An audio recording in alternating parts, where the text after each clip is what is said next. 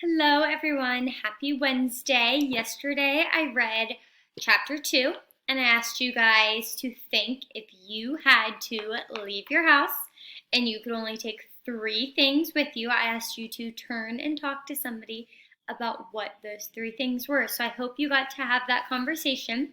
Today I'm going to read chapter 3 of They Came to Worthington, a family adventure. It is a little bit long, so I might skip around and skim through some parts just because it's a longer chapter. But let's get started. Chapter 3 is called On Their Way. There was much talking among the townsfolk as the group prepared to leave. Papa and James Coburn discussed last-minute instructions. Mr. Coburn would lead the way. They were to meet the other members of the group in a field just west of New Britain, Connecticut. Sarah's friend, Ruhiana Hayes, gave her a hug and promised that they would see one another again. Ruhiana was planning to travel to Ohio with her family next spring. As the families climbed into their wagon, it grew quiet and the last goodbyes were softly said. All knew there were hardships ahead and dangers too, but they were eager to be moving west. They called to the horses and slowly pulled away from their home and their friends. Jed and Hannah leaned far out the back of the wagon to watch. Berlin grew smaller and smaller in the distance until all they could see was the church steeple. And then that too was gone. The ride, exciting at first, soon became most uncomfortable. The seats were hard. The wagon swayed this way and that. There was the constant bumping up and down. The children took turns riding and walking beside the wagon to break up time. Finally, they reached the meadow near New Britain. There, the family saw their wagons and the rest of the group. They were drawn up in a circle. Smoke from the evening's fires rose slowly into the dusk. Their friends had come down the farming river valley. The Thompsons, Cochrans, Morrisons, and Stewarts from Bladford, Massachusetts. Noah Andrews, the Beeches, the Bristols, and Dr. Topping and his family came from Montauk. Nathaniel Little and Thomas Phelps would drive another wagon. The last family to join the other wagons were the Griswolds from Simsbury, Connecticut. Ezra Griswold's team of oxen pulled their wagon. Mrs. Griswold would prove many times on the long journey how strong and tireless his oxen were, and why he prized them so highly. They joined the other wagons and greeted their friends. Sarah was glad to see her friend Polly Morrison. Polly asked her parents if she could ride with the Talbots instead of her 4 brothers and sisters in their wagon. She and Sarah were the same age and wanted to ride together. After making sure the wagons and children and horses were in good condition to travel, James Coburn led them the way towards Waterbury, which was their next stop. That night in the western hills of Connecticut, they made their camp. While the children played and the women prepared supper, the men gathered around the campfire to talk about the next few days' plans. Since James Coburn and Matthew Talbot had been over the mountain before, Mr. Coburn would lead the way. The Talbots followed. After the first 2 leaders, each family would follow at its own pace. They decided they would keep together as much as possible and make camp late each afternoon. Problems would be discussed and settled each evening as they gathered around the fire after supper. James Coburn would have the final say. He was a man who had learned to do many things and would be a natural leader for the group. Since he was a leader in the church, it was natural that before they left early the next morning, he led them in a prayer. Our Father, who has been helping in ages past, we ask for your divine guidance as we make our way to a new land. May your love protect each of these families and see us safely to our journey's end. Amen. That day, the twins found out more about riding in a covered wagon. Just sitting there, being jiggled around, was tiring. They would jump out and run beside the horses. They welcomed the times when the wagons would stop to rest and the horses and everyone would get out and stretch. Sometimes Mama would give them a slice of dried meat or perhaps a juicy apple. Early on the third day, they were in New York State, and the hills were getting higher and steeper. When they got to the top of the highest hill, they saw far below them, like a shining ribbon, and the biggest river the twins had ever seen. Papa said, "That's the Hudson. See the ferry taking horses and carriages across?" Going down the mountain towards the river, the drivers of the wagon had to pull the reins of the horses to slow them down. Otherwise, the wagons would gather momentum and become runaways. If that happened, the wagons could tip over. When they finally reached the water's edge, the Talbots had to wait their turn while other travelers were loaded on the ferry and were taken across the river. The ferry could only hold 2 wagons and teams of horses or oxen at a time. After crossing the river, the wagons began to climb into the mountains. It began to rain and the wheels rolled through thick mud.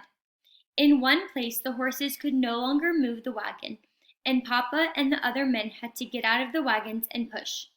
Both men and horses were covered with mud from head to toe. They had to stop and rest, to say nothing of cleaning themselves off. Fortunately, on the other side of the mountain, they came to an inn where room was found for them to stay. Papa said he had never been so glad to see soap and water in his whole life. There was no time to wash clothes, so Mama laid them out to dry overnight and shook the dust off them in the morning. By the end of the first week, the wagons had crossed the Delaware River. They came into a settlement named East Town. The twins were glad. Let me see. We're going to skip that. All right. Sarah and Polly returned together. They were both giggling, and Sarah was trying to hide her excitement. "Polly, I knew something was in your mind. I don't blame you one bit for being exciting. I think Abner Penny is the nicest young man I know. He is so handsome and smart, but I won't tell a soul." Hannah and Jed just happened to be on the other side of the wagon and overheard the 2 young girls.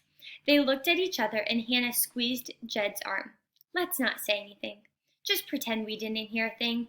Aunt Sarah would never forgive us if we were listening." It was time to climb back into the wagons and start west again. Western Pennsylvania roads were narrower and still went up and down the mountains. Crossing a mountain in a covered wagon was a difficult and dangerous undertaking. There was always the possibility that the wagon would tip over and scatter everything in it. The horses would have to rest several times on the way uphill and again at the top. Going downhill was dangerous too. The horses would have to be held back. Sometimes several men would have to hold back the wagon to keep it from running over the horses. It seemed as though these forest-covered mountains were without end. Several days outside Shippensburg, much of the day was spent climbing Laurel Mountain. As they rested the horses at the top, Papa looked out over the broad valley. That afternoon, the whole family worked to move all of the supplies that might be damaged by the water to places high in the wagon.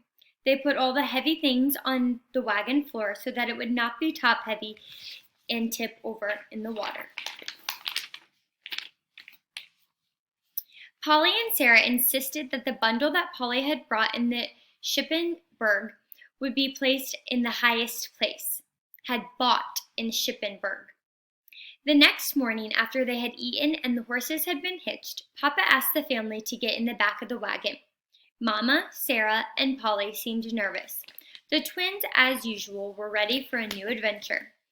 Papa called out, "Giddy up!" The horses waded into the water. The water deepened and the horses began to swim. At midstream, the wagon was still upright. Mama kept remembering the stories of the wagon upsetting in midstream and losing all their contents. Even so, she said to the children, "The people who built these wagons thought of everything. See how much like a boat the wagon is shaped? Sit still and don't jiggle around. It won't be long now." Outside the wagon, the horses held their heads high and little waves of water piled up ahead as they swam. Once or twice they seemed to stumble and have trouble and the wagon would tip dangerously. But it always righted itself, and finally the horses seemed more sure of their footing as the water became more shallow. One final strong pull, and they were coming up the bank. All was safe. Mama was so relieved that she had tears in her eyes. Papa unhitched the horses and told the family they could rest until after the noon meal. Later they would continue their journey. The Talbots relaxed and Mama hummed a tune. But it wasn't too last. Suddenly Papa cried, "Whoa!" and the horses stopped. "What could be the matter?" Mama asked. Hannah and Jed scrambled to the front of the wagon. They jumped down to follow Papa as he walked the lead horse and lifted its front foot to inspect. "It's a pretty deep cut, probably from a stone in the riverbed. Better tell your mother we'll be stopping here for the night," he told them. "It looks as though it will be several days before he can walk properly again. We'd better make a camp right here. Lucky there's a stream running down to the river over there. We'll tie him securely and bring him his food." Papa looked at Hannah. "I shouldn't have teased you about that creek. It wasn't so loyal after all, was it?" A few days' stop was a welcome rest. Mama washed clothes in the stream, and they all had water for a brief but chilly baths. Papa cut grass with the big scythe that he'd brought with them, and Hannah carried the grass to the lame horse. Jed fished in the creek. They'd have fish for supper that night. Soon the topping wagon pulled up to see what the trouble was. After being assured that they could not help, Dr. Topping and the wagon disappeared up the trail. The Morrisons and Beaches stopped long enough to inquire about the trouble, and they also rumbled on. The next day, they were all surprised to see the Griswold wagon, drawn by the team of oxen coming across the creek.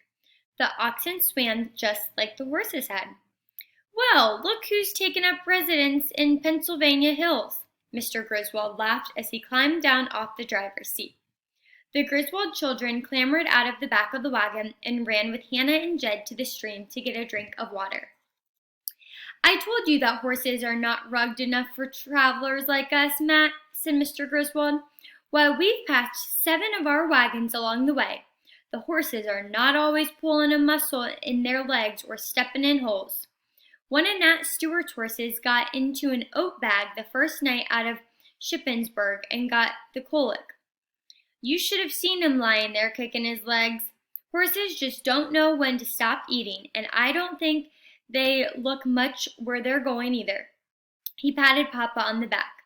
"Just teasing you, Matt. It certainly is a shame." Mr. Griswold walked over to the horses tied up with a cross tie to keep him from moving around.